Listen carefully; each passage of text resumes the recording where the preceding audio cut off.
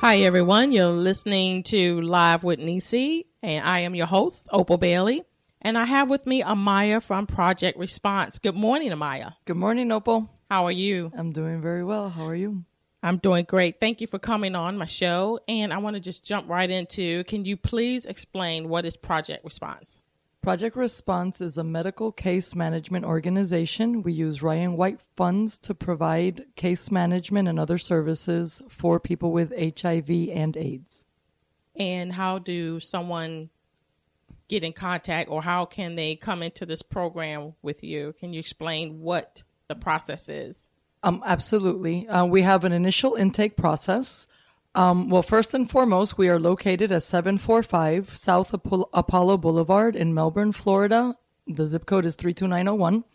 And you can call us at 321-724-1177. You would make that initial phone call and speak to one of the case managers or the intake specialist if she's in at the moment. And you will be told the requirements that you need. And then you would be set up with case management, where we make sure you get to see an infectious disease doctor and get involved with a pharmacy that can get you your medications and any other services that you may need at the moment. And what services do Project Response offer? The Ryan White program assures that you can have an infectious disease doctor, and they've expanded now to have dental services and ophthalmological services. We make sure that you get your meds. There are programs set up where you can get emergency medication. Then the Brevard County Health Department will be the one servicing your medications. So if you're saying that, so your program is geared to someone who has HIV, AIDS, or what? What is it? That's it. We only manage patients, or our clients have specifically HIV. We do not manage any other disability at this moment in time. So do you also provide services to where they can come in and receive testing? And if so, what kind of testing and how the testing process works? Absolutely. We provide free HIV testing from 9 to 4 every day. You need to bring an ID so that we can contact you if need be. The results are given at that moment if it's a negative. If there is a positive, it's not a confirmatory positive. It must be sent to the state.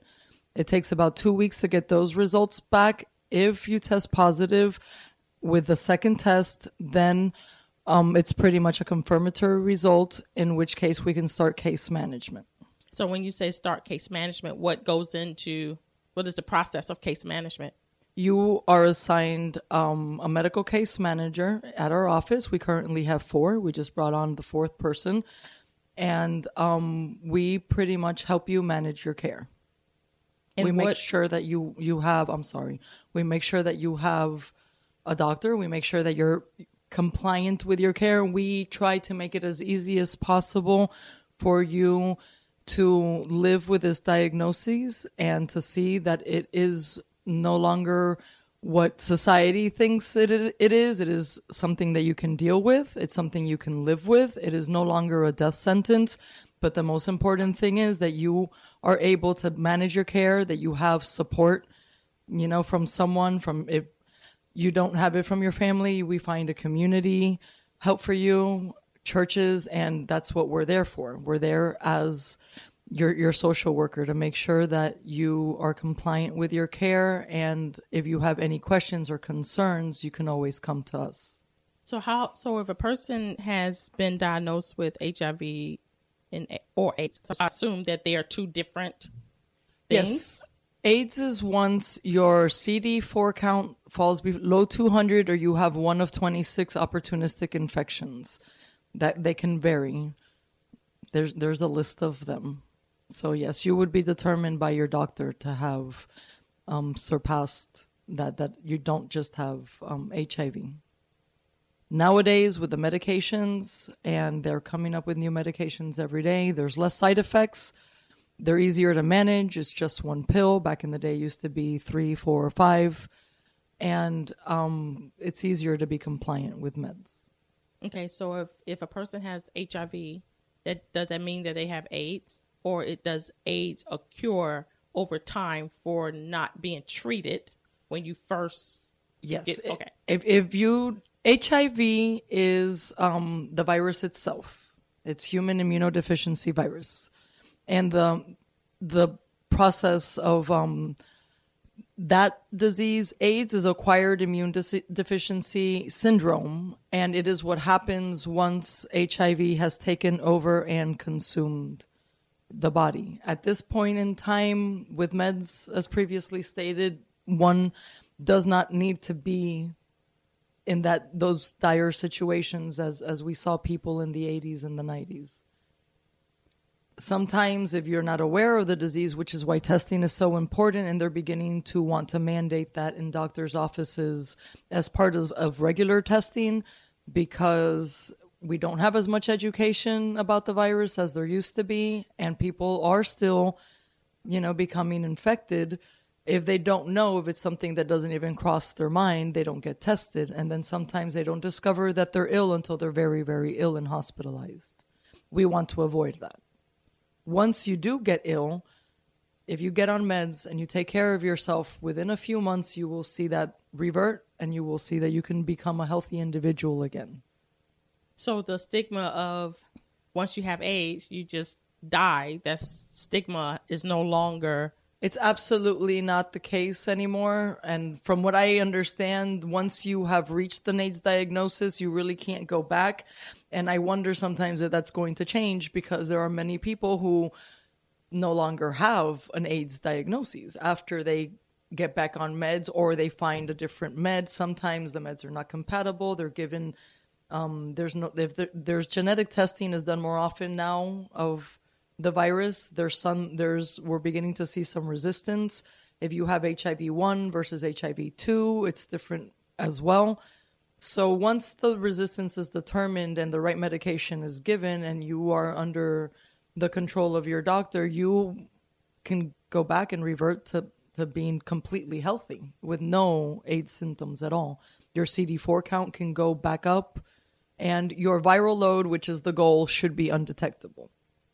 The current medications make it so that if you test, you wouldn't even test as having a viral load. And that's the goal.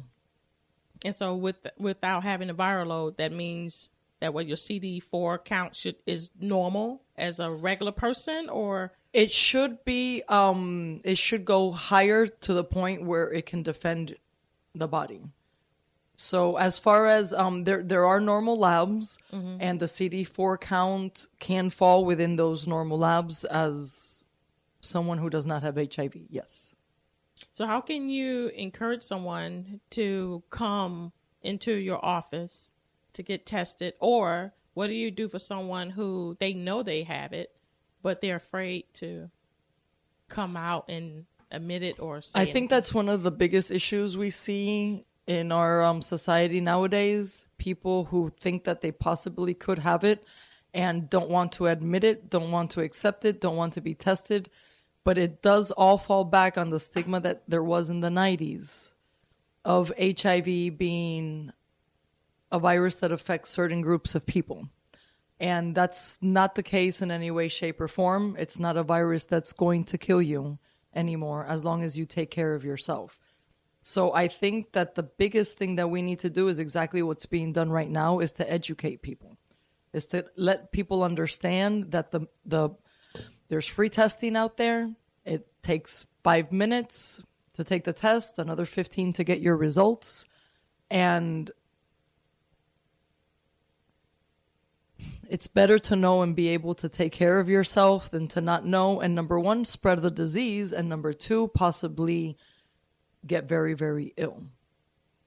Yeah, I also wanted to mention, I'm sorry I didn't before, we also do testing at Empire in Cocoa, because since we're located in Melbourne, some people in Titusville, Mims, and Cocoa might find it easier to go to Empire Health Mart, and they're located at 1451 Dixon Boulevard in Cocoa.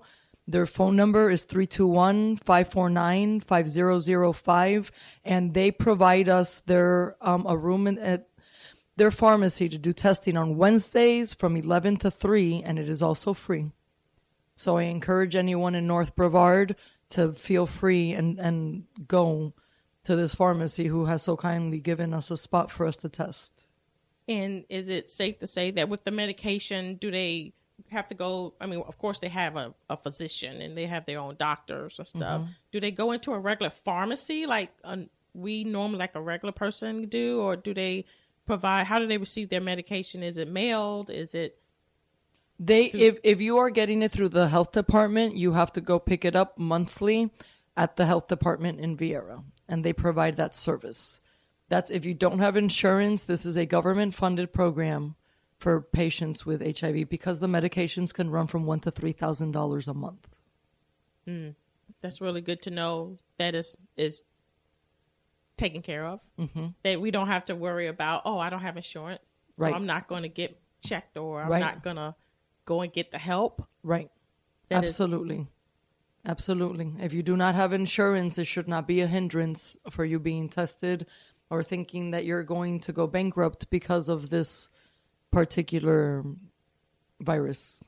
Yes. And so even with the virus, and if a family member has it, just say, for example, one family member has it and they're living together with the rest of the family that doesn't have it, how are they to treat the one who doesn't have it? You know, what is some things they may have to watch out for, or you see what I'm saying? Okay. Well, we speak about universal precautions, which is assume that everyone that you meet has HIV and treat it accordingly. Pretty much the instant the virus touches oxygen, hits the air, it dies. So you don't really have to worry about that. That's why no one's ever gotten HIV from eating at a restaurant where someone may have cut their finger and not realized. It is spread through sexual contact. It is found in blood. So you can get it if you're an intravenous drug user. And it is also spread from mother to child.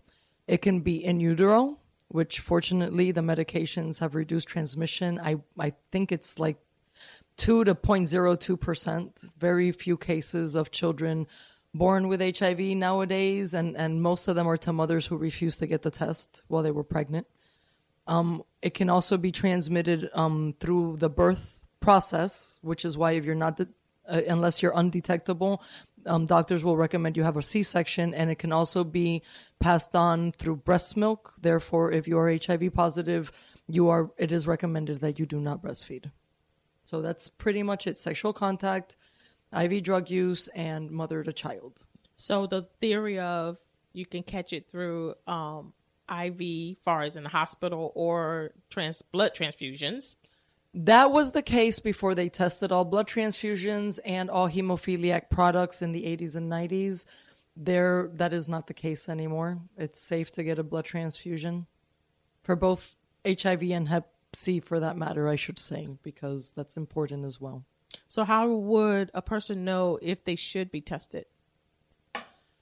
If you have sex that is unprotected, you should be tested, even if you are a boy. My HIV teacher in college used to say, there's no such thing as a perfect penis. You can have a cut on your penis. It is very rare for a man to get it from a woman.